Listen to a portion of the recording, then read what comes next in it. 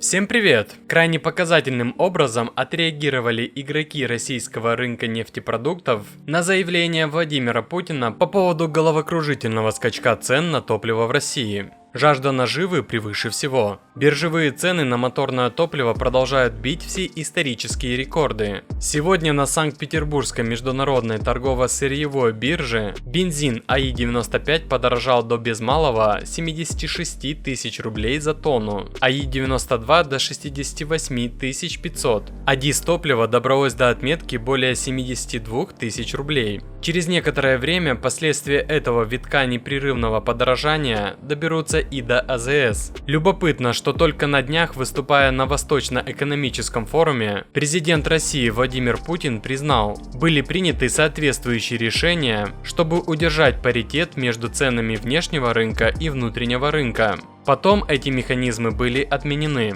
Но правительство не среагировало своевременно на изменения на мировом рынке в связи с ростом цен на нефть. Правительство этим занимается, инструменты известны, договоренности есть. Надеюсь, что это отразится на реальном положении дел. Таким образом, успокоил он общественность, озабоченную продолжающимся галопированием стоимости топлива. Слушатели поняли, власти вплотную занялись глушением тренда на стремительное удорожание горючего в стране. Но уже следующий день наглядно показал, слова главы государства это одно, а топливному бизнесу на них по барабану.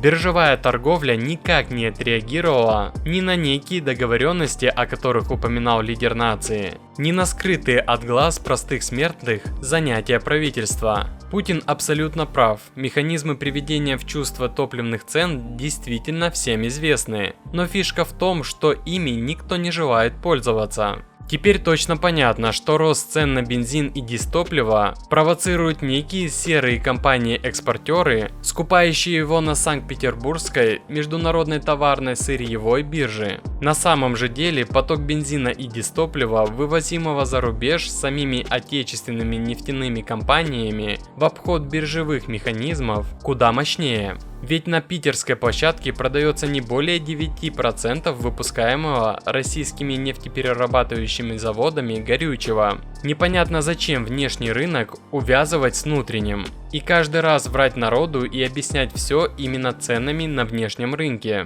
Власть либо в сговоре с нефтяниками, либо просто не контролирует процесс ценообразования на внутреннем рынке. И то, и другое крайне грустно. Ну а если вы планируете купить новый автомобиль, то самый выгодный способ – это зайти на автоспот.ру. Ведь только тут собраны все предложения на автомобили от официальных дилеров. Причем указываются и скидки. Возьмем для примера китайские автомобили. Тут встречаются скидки от 50 до 100 тысяч рублей на покупку за наличные. Если в вашем городе таких скидок нет, посмотрите, к примеру, Питер. Там предложения очень хороши. И так по каждой марке и модели. Остается лишь выбрать машину и оставить заявку для бронирования. Заходите на Автоспот, ссылка в описании. Аналитики объясняют подорожание топлива в нашей стране тем, что его цена в России привязана к мировым долларовым котировкам. Однако статистика свидетельствует, с начала текущего года на зарубежных оптовых площадках бензин, например, подорожал примерно на 35%,